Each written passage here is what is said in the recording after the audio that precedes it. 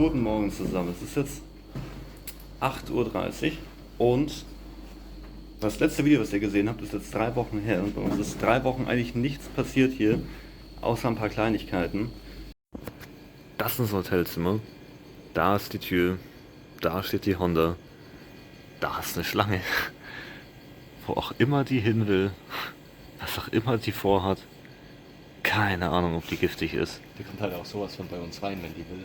Die ist richtig lang. Schau mal diese Klappe an. Ja, die wird reinkommen. Krass. Verrückt. Was macht die bei uns auf dem Dach? Und ist die gefährlich? Bist du gefährlich? Die ist so klein. Oh Mann, ey. Damit hätte ich jetzt nicht gerechnet. Junge, die ist bestimmt 1 Meter lang. Die ist einen guten Meter lang, ja. Oh, da kommt der Kopf wieder raus. Verrückt. Oh, verdammte Axt, ey.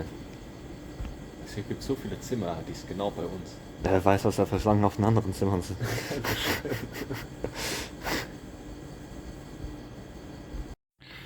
So, das ist ja unser Hotel, Leute. Da hinten steht auch die Honda und da sitzt auch der Marc. Und wir sind jetzt schon ewig lang hier stuck. Es ist ja echt eine Katastrophe, was hier passiert. Auf jeden Fall ist ein Feuer ausgebrochen auf dem Berg. Wir wurden schon gewarnt. Da sind ja hier Berge da rechts, da brennen jetzt die Berge. Es ist schwer zu sagen, wie weit das weg ist. Wir wurden auf jeden Fall schon gewarnt. Es ist ja gerade Trockenzeit hier. Trockenzeit heißt auch Feuerzeit, also dass es einfach Waldbrände gibt. Ja, auch von weiter hinten sieht man es nicht wirklich besser. Man kann es nur erahnen an dem ganzen Licht, was da durch die Bäume durchscheint, dass da halt einfach wirklich eine riesige Linie an Feuer oben auf diesem Berg ist. Das ist echt komisch. Das ist riesengroß. Wenn ich nach rechts gehe, sieht man, es geht immer weiter und weiter. Das war nach links gehe und wenn ich nach rechts gehe, auch. Also echt eine riesige Linie an Feuer. Naja, beobachten wir das mal. Aber es passt zu allem, was hier passiert. Denn wie gesagt, seit 3 Wochen sind wir jetzt hier in diesem Hotel, direkt an der Grenze zu Thailand. Und seit 3 Wochen, jeden Tag, werde ich abgelehnt. Und dass sowohl andere einfach einreisen dürfen. Und man sieht es mir an, ich bin komplett fertig, weil ich weiß nicht, wie ich weitermachen soll, wenn ich da nicht rein darf. Problem war, wir durften nicht nach Thailand anreisen. Nicht wir, sondern die Honda durfte nicht nach Thailand anreisen. Es hat jetzt 5 Wochen gedauert mit den Papieren. 3 Wochen saßen wir jetzt hier fest. Jetzt haben wir gestern endlich die Papiere bekommen, dass wir nach Thailand einreisen dürfen. Also, dass die Honda nach Thailand einreisen darf. Und wir sind ganz unten in Paxil, in Laos. So für ca. 50 oder 100 Kilometer von der Grenze entfernt. Da ist der Marc, der gerade auch frisch aus dem Bett geklingelt wurde. Ja, der Elias fährt jetzt gleich los Richtung Richtung Vientiane an die Grenze und ich fahre von hier nach Bangkok. Und der Plan ist, dass ich mir dann dort einen Roller hole und auch wieder hochfahre. Was nämlich ziemlich unfair ist. Obwohl es jetzt 5 Wochen gedauert hat mit den Papieren, werden andere nach 3 Tagen einreisen durften. Und die Thailänder wirklich alles in meinen Papieren angekreuzt haben, was sie ankreuzen konnten. Und ich ja noch irgendwelche Sonderpapiere aus Deutschland holen musste. Darf ich jetzt endlich rein? Das war wirklich eine Frechheit, was die gemacht haben. Wir saßen wirklich 3 Wochen in dem Hotel fest, weil jeden Tag wäre die Chance gewesen, dass wir endlich einreisen dürfen. Und jetzt dürfen wir einreisen. Also sie haben mir halt eine Grenze gegeben, die 1000 Kilometer weit weg ist von hier. Denn wir sind gerade in Paxil. 100 Kilometer links ist die Grenze. Wir wollen nach Bangkok. Und Vientiane ist das ganze Stück da oben. Und ich muss jetzt einmal nach da oben fahren, dann oben einreisen, dann einmal nach ganz unten fahren. Und das ist halt ja ungünstig. Ungünstig, ja, auch meine Busfahrt ist richtig scheiße. Die geht 12 Stunden, ich komme irgendwann um 3, 4 Uhr nachts in Bangkok an. Kann ich nirgends hingehen. Ja, das ist ein ungünstiger Tag für uns alle. Ja. Ja, dafür bist du halt schon in Thailand. Ja, juhu. Ja, und ich fahre den ganzen Weg nach oben, wird eine ziemlich weite Strecke. Wir müssen uns halt echt beeilen, weil am 1. muss ich einreisen, das ist jetzt der 24. Das heißt, so viel Zeit habe ich gar nicht für die Strecke. Und ja, einfach los. Einfach los. Gucken, was passiert. Perfekt. Hat ein bisschen gequalmt am Minuskabel. Ja, warum auch immer. Ah, viel Spaß in Thailand. Ja, mach's gut, pass auf. Ja, du auch. Wir sehen uns. Oh nein. Tschüssi. Ciao.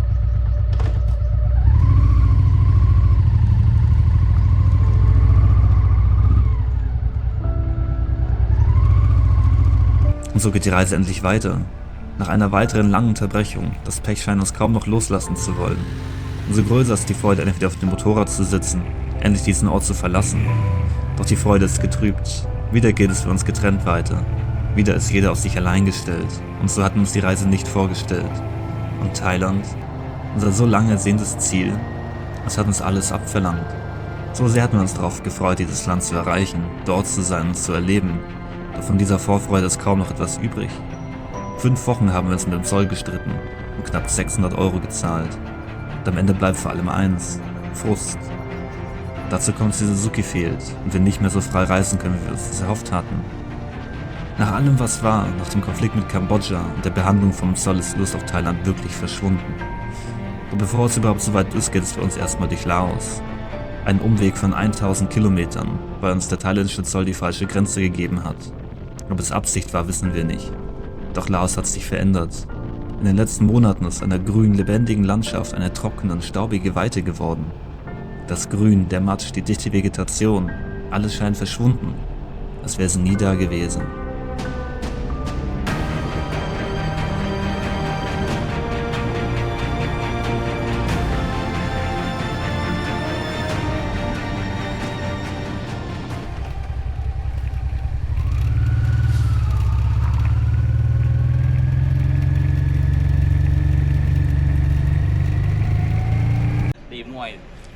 Where are you go? Vientiane. Oh, betul betul. Vientiane.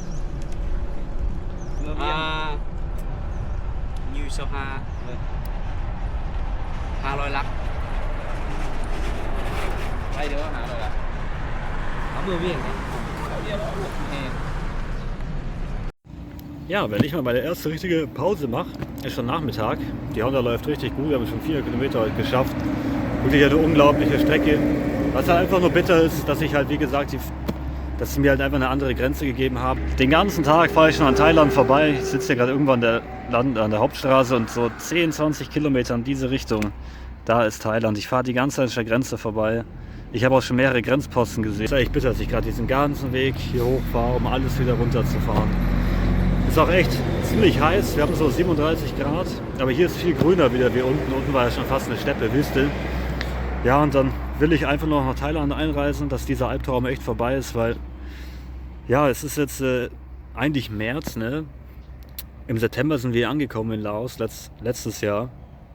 Und seitdem ist ja alles nur noch schief gelaufen, ne? Wir hatten unseren Motorschaden in Laos, wir hatten den kaputten Laptop in Kambodscha, den Motorschaden in Kambodscha. Wir sind jetzt echt seit 4, 5 Monaten hängen wir einfach nur noch fest und das macht halt einfach keinen Spaß oder was heißt kein Spaß, es ist ziemlich anstrengend auf Reise die ganze Zeit festzuhängen, deswegen war es diese 3 Wochen Warten auf Thailand auch nochmal ziemlich anstrengend. Ich dachte gar nicht mehr, dass ich reinkomme, weil die haben sich so angestellt, ich hatte schon nach Alternativen gesucht, wieder zurück nach Kambodscha zu fahren, von da zu verschiffen, aber es ist irgendwie auch nicht wirklich möglich gewesen, deswegen ich will jetzt einfach rein, ich will jetzt das abgeschlossen haben.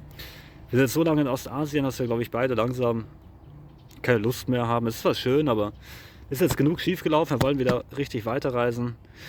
Deswegen macht es auch Spaß, endlich wieder fahren zu können. Und dann Malaysia, das Ziel ist so kurz vor den Händen. Und dann endlich in den Container rein und ab nach Lateinamerika. Ja, der Bus vom Markt ist gerade losgefahren, es ist jetzt 3:45. Ja, schauen wir einfach mal, was der macht, ne?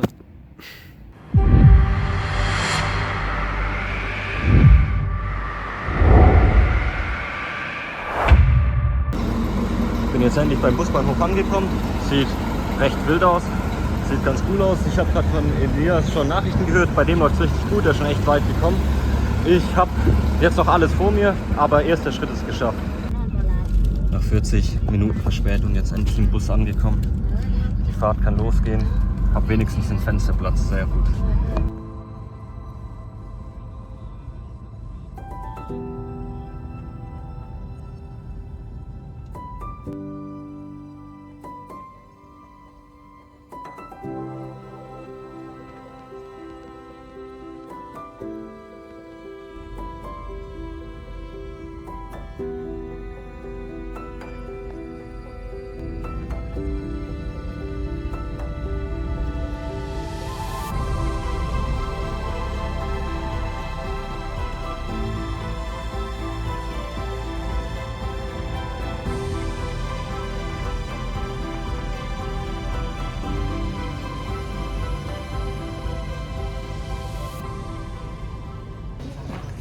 bin jetzt an der Grenze angekommen.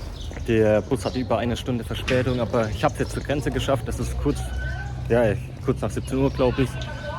Und ja, Laos bin ich ausgereist, ohne Probleme. Jetzt geht es gleich an die Thailand-Einreise. Hoffentlich klappt das auch alles sehr gut jetzt. Was auch ein bisschen uncool gleich wird, dass ich halt jetzt noch, ich denke mal, um die 10 Stunden Busfahrt vor mir habe. Und ich habe halt kein Internet und ich habe kein Geld von hier. Ich glaube auch kaum, dass ich das an der Grenze hier bekommen werde. Das sehe ich jetzt gleich. Wenn nicht, ist halt ein bisschen blöd, dann wird die Busfahrt halt sehr langweilig. Was ist das für eine Grenze, ey? Das sieht ja aus wie am Flughafen. Richtig mit einem Tunnel, einer Unterführung. Sehr interessant. Ja, ich denke, das wird jetzt alles gleich sehr gut funktionieren. Ich bin jetzt in Thailand eingereist, es hat ohne Probleme funktioniert. 60 Tage Visa bekommen. Die Grenzübertritte, alle beide waren super einfach. Ging auch echt schnell und ich denke, die Busfahrt wird jetzt auch bald weitergehen. Okay, ich habe jetzt hier alles bekommen an der Grenze. Ich habe Geld bekommen ein bisschen, ich habe SIM-Karte bekommen. 5 Minuten fährt der Bus auch weiter. Ich muss jetzt noch ein kleines Stück laufen. Dann hat hier wirklich alles sehr gut geklappt an der Grenze.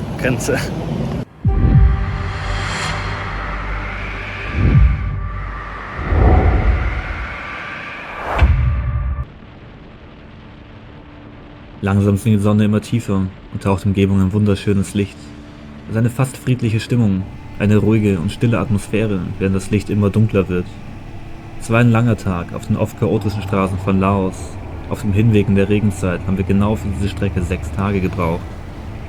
Die Hauptstadt werde ich heute nicht mehr erreichen, doch das Ziel ist gerade zweitrangig. Ich genieße die Gegend, die überraschend gute Straße, fahre durch kleine Dörfer und wilde Natur. Ich genieße die letzten Sonnenstrahlen, bevor die Sonne endgültig verschwindet.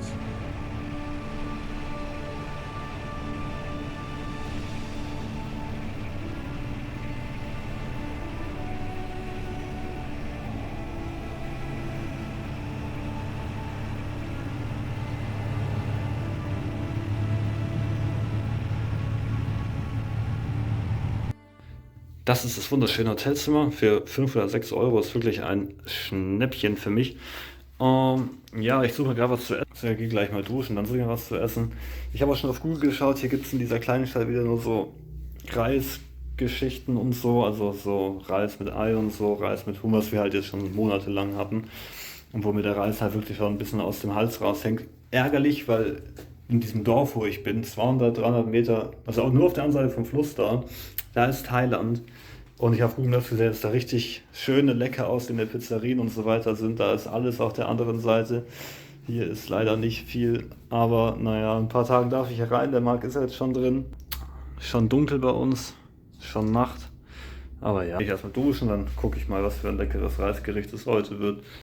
Ich war noch im kleinen Markt und habe mir noch Eistee und so einen Schmarrn gekauft zum Trinken. Und einen Kaffee für morgen früh. Ich laufe jetzt gerade die Stadt Pak Son oder so heißt sie.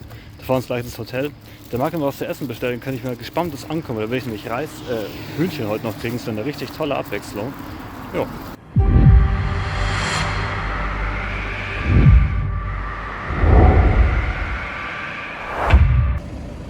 Es ist jetzt 11:30, der erste Stopp nach der Grenze. Der Bus muss tanken. Ja, Busfahrt ist eigentlich echt in Ordnung bisher, passt alles. Ein bisschen über die Hälfte ist jetzt, glaube ich, geschafft. Ich denke mal noch so 4 Stunden vielleicht und dann sollte ich in Bangkok ankommen.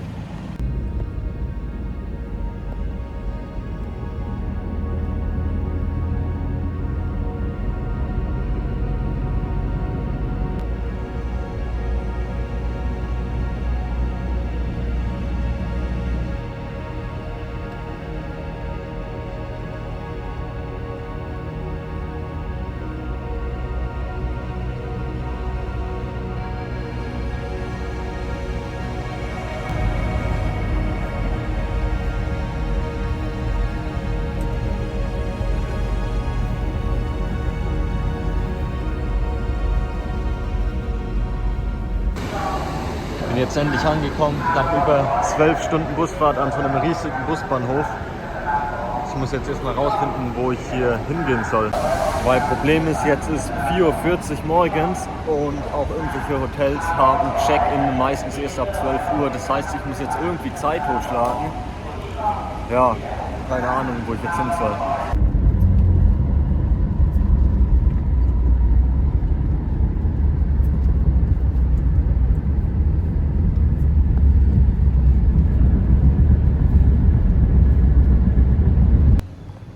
Bin jetzt mit dem Taxi zu einem Hotel gefahren. Das Gute ist, die haben noch ein Zimmer frei. Ich habe dort auch ein Zimmer gebucht. Das Schlechte ist, dass Check-in erst ab 14 Uhr ist und jetzt ist kurz vor 6 Uhr. Das heißt, ich kann jetzt noch ziemlich viel Zeit totschlagen. Ups, deswegen habe ich mir jetzt hier einen Kaffee geholt und noch ein Sandwich von 7-Eleven. Das Gute ist, der ist direkt da drüben. Ja, keine Ahnung, was ich jetzt so lange machen soll. Ich laufe jetzt einfach hier ein bisschen durch die Gegend, weil im Sitzen bin ich fast eingeschlafen. Es ist jetzt 8 Uhr. Ich habe noch immer echt viele Stunden zum irgendwie rumbringen. Ja, keine Ahnung, sonst habe ich nichts zu tun. Vielleicht gehe ich zu einem Friseur, wenn gleich einer aufmacht. Irgendwie muss ich mich ja beschäftigen. Ich bin jetzt gerade in so einer Seitenstraße hier. Sieht ziemlich ähnlich aus wie in den ganzen anderen südostasiatischen Ländern. Hier ist ein bisschen schöner, schöne Häuser. Ja, mal gucken, was sonst noch zu entdecken gibt. Da ist ein Eichhörnchen. Wow. Es gab noch was zu entdecken. Ja Leute, ich habe richtig Bock, mich hier bald in den Linksverkehr zu stürzen. Das wird ein Spaß. Oh Mann. Ja, während ich gewartet habe, bin ich dann noch zum Friseur gegangen. Ist jetzt nichts Besonderes. Bisschen die Seiten schneiden lassen. Und sonst, ja, ich bin komplett fertig, komplett müde. Heute wird auch nicht mehr viel laufen. Wenigstens bin ich jetzt im Hotelzimmer und dann kann es morgen weitergehen. Guten Morgen aus Bangkok. Es ist jetzt kurz nach 9 Uhr. Ich werde jetzt langsam meine Sachen packen und mich dann auf den Weg machen, irgendwo in die Stadt rein. Ich bin ein bisschen außerhalb hier, um dann einen Roller zu suchen. Ich muss mir dann noch überlegen, ob ich noch eine Nacht hier schlafe oder heute schon losfahre, je nachdem wie schnell das alles klappt. Hier ist die Gegend, in der ich heute geschlafen habe. Sieht recht interessant aus, die Häuser da hinten. Sind auch ein bisschen wild. Ja, und dann geht es jetzt gleich los in das Getümmel darunter. Ich war jetzt beim ersten Laden. Der hier hatten auch ein paar Roller, ganz gute Auswahl. Leider kein Semi-Automatik-Roller, aber war auch ein bisschen teuer, kostet ungefähr 10 Euro pro Tag, der billigste. Deswegen schaue ich jetzt mal noch zu einem anderen Laden vorbei, guck mal, was für Optionen ich da habe. Dann muss ich überlegen, ob ich 10 Euro am Tag ausgeben will oder ob ich jetzt halt was Billigeres finde. Man muss halt auch immer schauen, was ist bei dem Kauf oder bei der Miete dabei. Zum Beispiel dort, wo ich jetzt war, da wäre es auf jeden Fall dabei gewesen, wenn der Motor kaputt geht, hätte ich nichts zahlen müssen. Das ist halt gut, weil andere, die wollen einen vielleicht abziehen, dass die Miete zwar billiger, aber wenn irgendwas passiert am Motor, was bei den kleinen Rollern schon mal passieren kann, dann muss man halt richtig viel Kohle zahlen. Deswegen ist es wahrscheinlich besser, am Tag ein bisschen mehr ausgeben für die Miete, aber wenn was ist, dass man dann halt nicht richtig viel Geld zahlen muss. Es ist echt schwer hier was zu finden, irgendwas Vernünftiges. Es ist auch brutal heiß, ich laufe hier schon die ganze Zeit durch die Stadt. Ja, ich gehe jetzt noch, also ich war jetzt schon bei 5 Stück insgesamt, ich gehe jetzt nochmal zu so einem anderen Platz. Da sind dann nochmal 2 Stück relativ nah aneinander. Dann frage ich da nochmal nach und dann muss ich mich halt von einem von den allen entscheiden. Guten Morgen hier aus Bangkok. Heute ist es soweit. Ich werde mir jetzt gleich einen Roller mieten gehen und dann werden sich der Elias und ich auch in 2 Tagen schon wieder treffen. Bisschen gemeinsam hier durch Thailand fahren. Wird bestimmt ganz lustig. Mal schauen, was für einen Roller ich bekomme. Das könnt ihr jetzt gleich sehen, wenn alles klappt. Und dann geht heute die Fahrt los. Zum ersten Mal Linksverkehr. Wird interessant, wird witzig und hoffentlich klappt auch alles. Hier steht der gute Roller. Ich bin gerade schon ein paar Meter gefahren. Mit dem Linksverkehr war am Anfang schon ein bisschen komisch. Einmal bin ich auch falsch abgebogen, also fast. Ja, macht Spaß der Roller. Ist eine Honda. Das ist auf jeden Fall ein sehr gutes Zeichen. Das sollte keinen Motorschaden bekommen. Honda Click 125 Kubik. Hat sogar Keyless Go. Ja, cooler Roller. Ich bin noch mitten in der Stadt. Bisschen anstrengend hier zu fahren, bisschen viel Verkehr. Aber auf jeden Fall geht's los. Macht Spaß. Und mal gucken, wie viele Kilometer heute ich schaffe. Wie viele Kilometer ich heute schaffe. Ja. No on. Yeah. Ja. Yeah.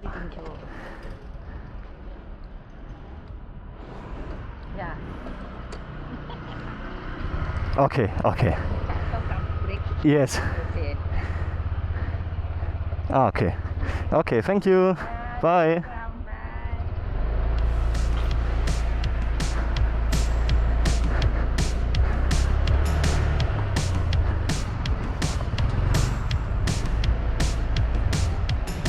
Easy, Mann, easy. Wunderbar, ey. Ich muss mich dran gewöhnen, dass das genau andersrum alles ist wie in Deutschland.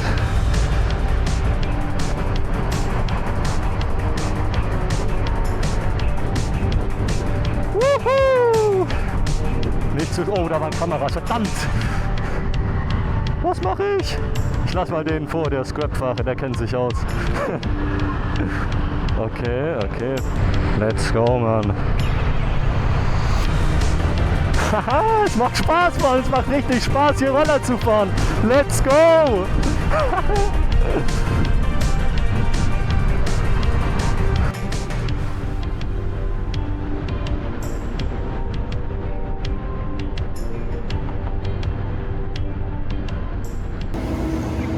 Ich habe jetzt hier meine erste kleine Pause gemacht, weil ich musste mir auch was Langes anziehen, weil ich werde schon rot. Das ist brutal heiß heute, die Sonne knallt brutal runter. Und es war super, weil hier auch direkt ein Burger King ist. Hat sich angeboten, gleich noch was zu essen. Ja, jetzt geht's weiter, läuft alles gut.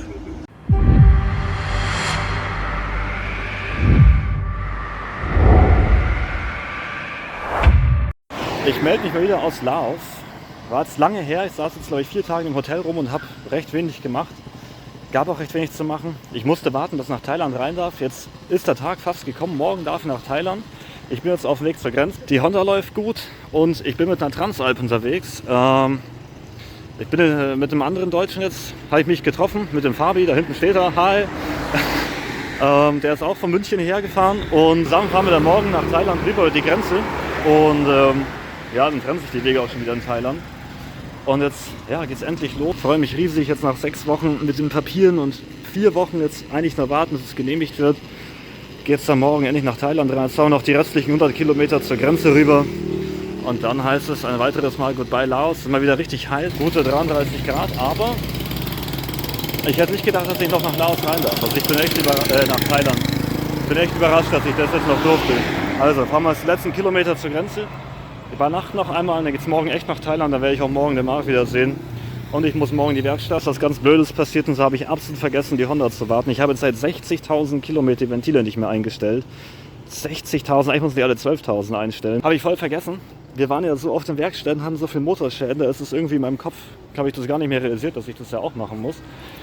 Das werde ich dann in Thailand direkt machen nach der Grenze und dann ja, kriegt die Honda mal einen großen Service und dann fahren der Marc und ich zusammen mal besuchen. Während Marc bereits in der Roller durch Thailand fährt, geht es für Fabi und mich auf der anderen Seite des Mekongs weiter durch Laos.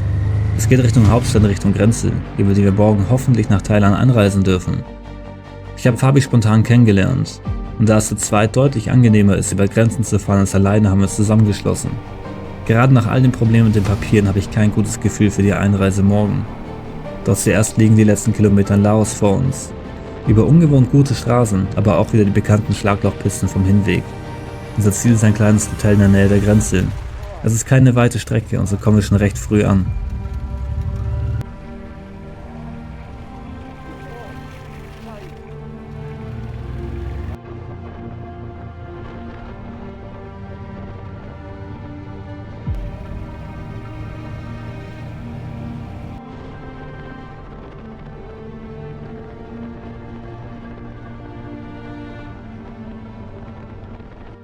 Wir haben es geschafft. Unsere kurze Fahrt ist vorbei. 130, 150 Kilometer, glaube ich, waren es nur. Beide Motorräder sind angekommen. Wir haben jetzt ein Hotel hier ausfindig gemacht, nachdem die anderen leider voll waren. Ist jetzt nicht das Schickste, aber leider auch nicht das Billigste. Kostet so 10 Euro, glaube ich. Leider riecht auch ziemlich komisch hier drin, weil direkt da hinten ist der Fluss und die Grenze. Das heißt, wir haben es fast geschafft. Wir sind jetzt fast in Thailand. Morgen stehen wir früh auf. Morgen fahren wir rüber. Und dann haben wir jetzt endlich diese Odyssee, sag ich mal, abgeschlossen, wo wir jetzt echt so lange auf die Papiere warten mussten. Ich freue mich schon riesig. Ich hoffe, die Honda auch. Hatte ganz schön viele Schlaglöcher wieder mitgenommen. Und dann ja, gehen wir uns erstmal Geld holen. Noch einmal entspannen und dann wird es morgen ernst, weil morgen wird es dann echt Werkstatt alles. Also morgen ist der Plan voll. Und ich hoffe, bei Marc läuft es auch gut in seinem Roller, dass wir uns dann da auch treffen können.